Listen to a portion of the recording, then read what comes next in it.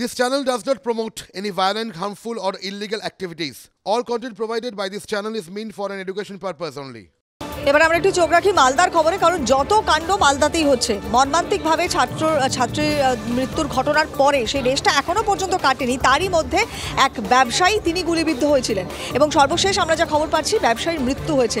আইন শৃঙ্খলা নিয়ে ইতিমধ্যে সাধারণ মানুষ তারা প্রশ্ন তুলে দিয়েছেন, তারা কার্যত ভয়ে রয়েছেন যে তারা কী অবস্থার মধ্যে রয়েছেন, পুলিশ আদৌ তাদের প্রোটেকশন দিতে পারবে কিনা।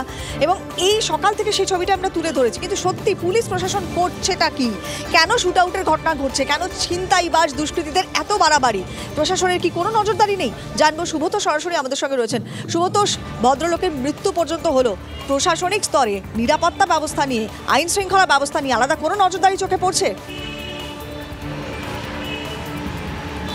না? এখনো পর্যন্ত তেমনভাবে পুলিশের পক্ষ থেকে বা প্রশাসনের পক্ষ থেকে যে বিশেষ কোনো স্টেপ নেওয়া হবে তা কিন্তু বিশেষ গতকালকে থেকেই সেভাবে দেখা যায়নি।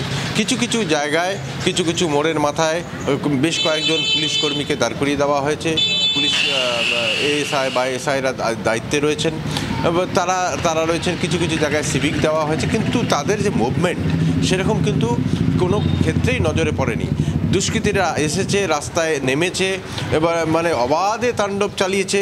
দোকানগুলোর মধ্যে ঢুকে সেই দোকানের মধ্যে দিয়ে ভাঙচুর করার চেষ্টা করা, হুমকি দেওয়া, লাঠি দিয়ে তাদেরকে দোকান থেকে বের করে দিয়ে তারা নিজেরাই বন্ধ করে দিয়েছে। এখনও তোমাকে দেখায়, দেখো সার দেখে দিয়ে একটার পর একটা দোকান কিন্তু এই মুহূর্তেও বন্ধ রয়েছে।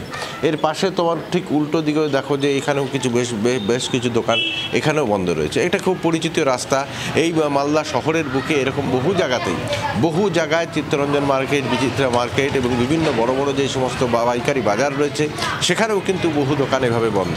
তোমাকে বলি যে এটা খুবই ব্যস্ত রাস্তা, তুলনামূলকভাবে তেমন কোনো কিন্তু মানুষের ভিড় এখন নেই। কারণ বহু পরিবার রয়েছে যারা কিন্তু গতকাল থেকেই নিজেদেরকে ঘরবন্দি করে রেখেছেন। বিশেষ করে যারা বাড়িতে ছোট ছেলে মেয়ে রয়েছে তারা বেরোচ্ছে না। এটা একটা অদ্ভুত ব্যাপার। মালদা শহরে গতকাল থেকে যা চলছে তা ভাবা যায় না।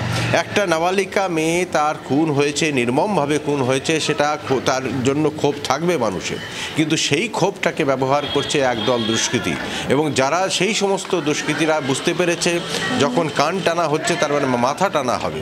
কারণ উত্তর বালুচরে এই সমস্ত দুষ্কৃতীদেরই মাদক পাচার চক্রের একটা বড় সেই চক্র রয়েছে, র্যাকেট রয়েছে। এবং যেহেতু যে অভিযুক্ত গ্রেপ্তার হয়েছে খুনের জন্য, তার সাথে তাদের এই র্যাকেটের একটা গভীর সম্পর্ক রয়েছে, সেটা পুলিশও স্বীকার করেছে। এবং এই কারণেই সেই সমস্ত চক্রে যাদের সাথে আবার প্রভাবশালী নেতাদেরও আবার তোলাবাজি নিয়ে বেশ গভীর সম্পর্ক থাকে, তাদের মধ্যে যাদের আশ্রয় এই সমস্ত দুষ্কৃতি রাজ চলছে। পুলিশ সবটাই জানছে, তাদের কাছে সমস্ত খবর রয়েছে, কিন্তু তারা কাজটা কিছুই করছেন না। সাধারণ মানুষ তারা আতঙ্কে ভুগছেন। এক ছাত্রীর ওরকম মর্মান্তিক ঘটনা আমরা দেখলাম, তারপরে এই ব্যবসায়ী তারও প্রাণটা চলে গেল। কিন্তু এখনো পর্যন্ত তুমি যেটা বললে, পুলিশ প্রশাসনের যে নিরাপত্তা ব্যবস্থা যেটা নিয়ে মানুষজন চাইছেন সেটার কোনো অন্তত পজিটিভ ছবি এখনো পর্যন্ত দেখতে পাওয়া যাচ্ছে না। এটা খুব দুর্ভাগ্যজনক। নজর রাখো তুমি সুব্রত, আবারও পরবর্তীতে যোগাযোগ করছি।